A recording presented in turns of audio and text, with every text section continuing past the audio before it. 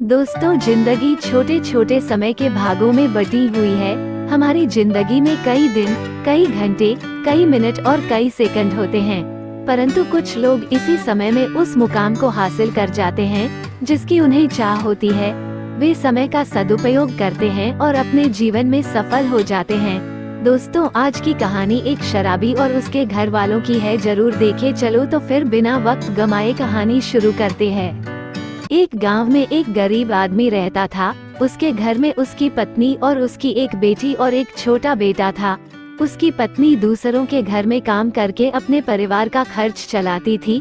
उसका पति, जिसका नाम श्यामू था, श्यामू दिन भर नशे में डूबा रहता था और दूसरों के साथ अपना समय बर्बाद किया करता था।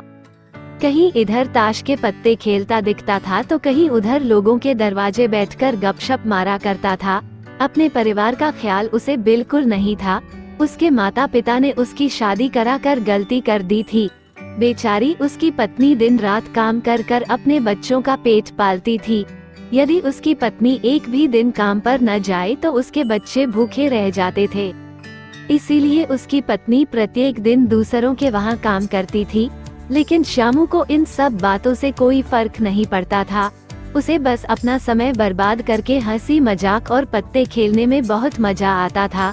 शाम को शराब पीकर घर आकर जोर जोर से अपनी पत्नी को चिल्लाता था। कई बार उसने अपनी पत्नी को मारा भी। लेकिन अब उसकी पत्नी करे भी तो क्या, वह तो अपने बच्चों को छोड़कर नहीं जा सकती थी। श्यामू को जो कोई भी समझाता था कि श्यामू कुछ कार्य करा करो, पैसे कामया करो, अपने परिवार का खर्च तो उठाओ, तुम्हारे 2 बच्चे हैं, तुम्हारी पत्नी है, उनकी देखभाल करो, ऐसे अपना समय क्यों बर्बाद करते हो। श्यामू उसके ऊपर बिगड़ जाता था और कहता, तुम्हें इससे लेना देना क्या, मैं कुछ भी करूं, यह मेरा जीवन है, मैं तुम्हारे घर में खाता हूं क्या। इसके कारण कोई भी गांव का सदस्य इससे इस विषय में बात ही नहीं करता था। वो सुबह खाकर निकल जाता था और रात में शराब पीकर आता और अपनी बीवी के ऊपर गुस्सा करता था। ऐसा ही कुछ दिनों तक चलता रहा। कुछ दिनों बाद संसार में एक ऐसी बीमारी ने जन्म लिया जो मानव जाति के लिए अत्यधिक खतरनाक थी। चारों तरफ उस बीमारी का कहर था।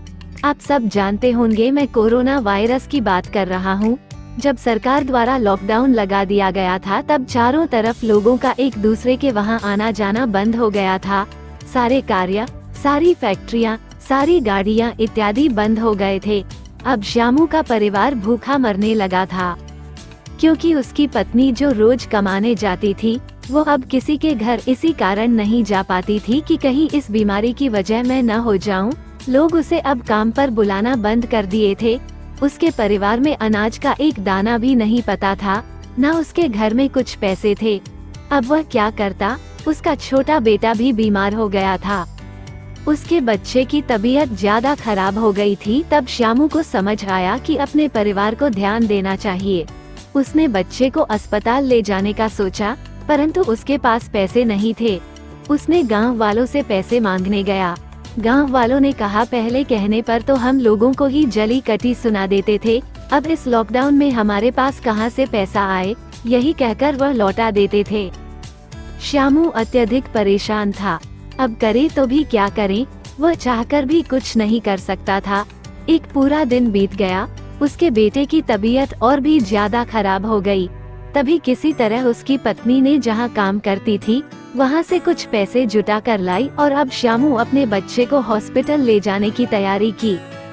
श्यामू अपने बच्चे को लेकर गांव के बाहर एक अस्पताल में पहुंचा। श्यामू दौड़ता हुआ डॉक्टर के पास गया। उसने कहा, मेरे बच्चे को बचा लीजिए।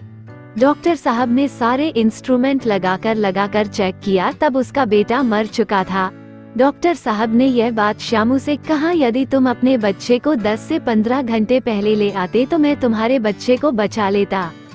मुझे बहुत दुखी होकर कहना पड़ रहा है कि मैं तुम्हारे बच्चे को बचा ना सका।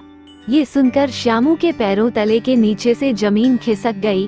वो रोने लगा। उससे कहने लगा, ये सब मेरी गलती है, मैंने जीवन में कुछ नहीं किया, सिर्फ अपने समय को बर्बाद किया है। यदि आज मेरे पास पैसे हो जाते हैं तो मैं अपने बेटे को हॉस्पिटल जल्दी ला पाता और मेरा बेटा बच जाता। मैंने अपने जीवन में समय को बहुत बर्बाद किया है। लेकिन आज मुझे समय को अहमियत पता चल गई है। तो हमें इस कहानी से यह शिक्षा मिलती है कि हमें अपने समय को बर्बाद नहीं करना चाहिए, उसका सदुपयोग करना चाहिए, तभी हमें अपने जीवन में सफलता मिल सकती है। इस कहानी में अगर श्यामू पहले से काम करता होता तो उसके पास पैसे होते और अपने बेटे का इलाज करा पाता, जिससे उसका बेटा आज जिंदा होता। दोस्तों, कहानी पसंद आई तो चैनल को लाइक करो, शेयर करो, सब्सक्राइब करो। थैंक यू, सलाम, नमस्ते, सबा खैर, गुड बाय।